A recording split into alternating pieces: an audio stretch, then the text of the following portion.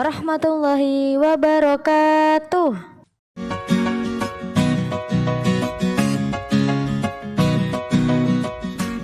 Selamat pagi anak-anak. Apa kabar kalian pagi ini? Semoga sehat dan selalu dalam lindungan Allah Subhanahu wa ta'ala. Oke, sekarang kita awali pembelajaran pada hari ini dengan berdoa. Sikap berdoa, mari berdoa bertambah ilmu dan diberikan kemudahan. Bismillahirrahmanirrahim. Allahumma inna nas'aluka ilman nafi'a wa rizqan thayyiba wa amalan mutaqabbala. Rabbis shrahli sadri wa yassirli amri wahlul 'uqdatam min lisani yafqahu qawli. Amin. Kali ini kita akan belajar bahasa Indonesia tema 7 subtema 1 mengenai teknologi pangan. Oke anak-anak, sebelum kita ke materi, Ustazah mau nanya nih, kalian pernah nggak ya makan yogurt, tempe, susu, keju, dan lain-lain? Nah, tahukah kalian makanan-makanan tersebut merupakan hasil pangan? Nah, di sini ada yang sudah tahu belum ya? Pangan itu apa sih? Nah, anak-anak, pangan adalah kebutuhan pokok manusia yang biasanya berasal dari hewan atau tumbuhan yang dikonsumsi manusia untuk memenuhi kebutuhan sumber energi. Kebutuhan pokok manusia yang berasal dari hewan biasanya dihasilkan dari hasil peternakan.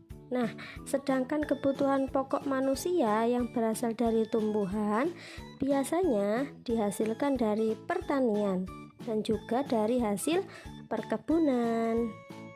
Hasil dari pertanian dan juga peternakan tidak dapat bertahan lama anak-anak. Nah, makanan tersebut mudah membusuk dan juga tidak dapat kita konsumsi lagi. Nah, bagaimana cara yang dapat kita lakukan untuk membuat makanan tersebut dapat bertahan lama? Makanan tersebut dapat bertahan lama, yakni dengan menggunakan teknologi pangan. Nah, anak-anak ada yang tahu nggak? Teknologi pangan itu apa sih? Teknologi pangan adalah penggunaan ilmu pengetahuan dan teknologi untuk mengolah hasil pangan, sehingga menghasilkan makanan baru dan membuatnya bertahan lama, serta tidak cepat membusuk. Cara yang dapat kita lakukan untuk mengolah hasil pangan menggunakan teknologi pangan dapat kita lakukan dengan 3 cara.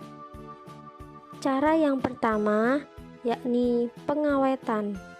Cara yang kedua yakni pengemasan. Dan cara yang terakhir yakni penyimpanan.